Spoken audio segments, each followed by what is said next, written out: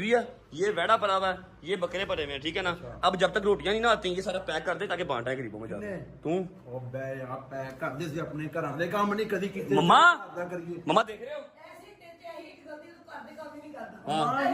ਇਹ ਕੰਮ ਸਾਡੇ ਨਹੀਂ ਹੈਗੇ ਇਹ ਦੂਜੇ ਬੰਦਿਆਂ ਮਜ਼ਦੂਰਾਂ ਦੇ ਨੇ ਤੁਹਾਡਾ ਕੀ ਕੰਮ ਹੈ ਸੋਣਾ ਵਿਚਾਰਿਆਂ ਨੂੰ ਪੈਸੇ ਦੇ ਉਹਨਾਂ ਦਾ ਵੀ ਰਿਜ਼ਕ ਵਧੇ ਤੇ ਉਹਨਾਂ ਦਾ ਕੰਮ ਵੀ ਹੋਵੇ ਚੱਲ ਤੈਨੂੰ ਪੈਸੇ ਦੇਣਾ ਮੈਂ ਚਲਾ ਪੈਕ ਕਰ ਮੌਲਾ ਦਾ ਹੀ ਕੰਮ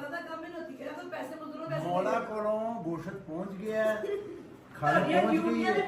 ठीक है ना नियत पहुंचनी है कोई जाए नहीं पहुंचनी मैं तुझे एक पैकेट का 100 रुपया दूंगा आप पैक कर हाँ हाँ आ जा रेट बता